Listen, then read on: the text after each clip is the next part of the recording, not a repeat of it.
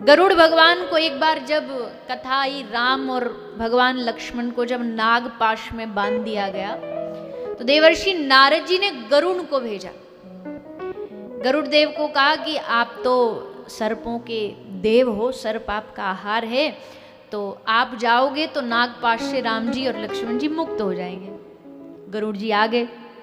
गरुड़ जी आ तो गए, पर गरुड़ जी के मन में राम जी को बंधा देख के पता क्या आ गया? भव बंधन ते छूट ही नर जप ही जाक ही नाम।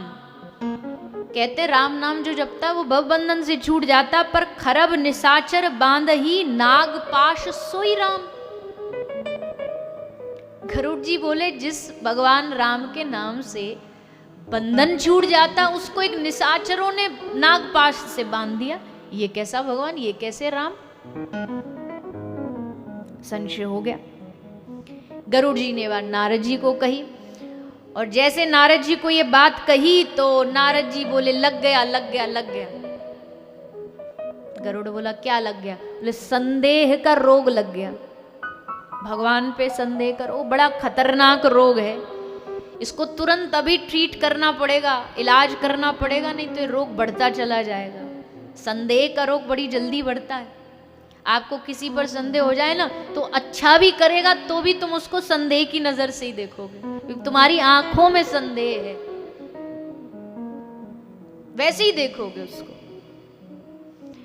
तो बोले तुरंत इलाज करो, इस बीमारी को तुरंत खत्म करो। बोले कौन खत्म करेगा? वो ब्रह्मा जी के पास जाओ। गरुड़ देवता को ब्रह्मा जी के पास भेजा। ब्रह्मा जी ने क्या कहा? ब्रह्मा जी कह रहे हैं कि ये जो रोग तुमको लगा है ना नारद जी, इस रोग ने तो गरुड़ जी, इस रोग ने तो हमको भी कई बार नचा रखा है। ब्रह्मा जी को कितनी बार संदेह हुआ भगवान पे, सुनते हो ना कथा में। अरे राम राम राम, ये कैसा भगवान झूठा खा रहा है भगवान का, हो करके ग्वाल वालों का, ब्रजवासियों का ले गए बछड़ों को चुरा के। तो ब्रह्मा जी कह रहे हैं हम तो तुमसे पहले इस रोग के रोगी हैं, हमको इस रोग ने बहुत नचाया है, इस बीमारी ने हमको बहुत फंसाया। गरुड़ जी ने पूछा कि ये रोग ज्यादा डेंजरस है क्या, खतरनाक है क्या? ब्रह्मा जी बोले पूछो मत, बहुत बड़ा भयंकर खतरनाक है, और इस रोग के लिए तुमको इसके स्पेशलिस्ट के पास जाना पड़ेगा। हर रोग का एक स्पेशलिस्ट होता है ना, डॉक्टर। तो इस संदेह, इस अभिमान के रोग को, संदेह के रोग को मिटाना, तो एक काम करो, कैलाशपति के पास जाओ, वो इसके स्पेशलिस्ट है, वो इस रोग को दूर करेंगे। और तब गरुड़ भगवान उनके पास गए, और उनके पास जाकर के उनसे निवेदन किया कि मेरा इस संदेह कैसे दूर हो। तब भगवान शंकर ने कहा क्या? सत्संग करो। संदेह कैसे दूर होगा? शंकर भगवान ने कहा सत्संग करो। बोले कहाँ करूं? बोले ऐसी जगह भेज रहा हूं, नीलगिरी पर्वत पर कागभुसुंडी जी होंगे, उनसे सत्संग सुनो, क्योंकि खग समझे खग ही की भाषा।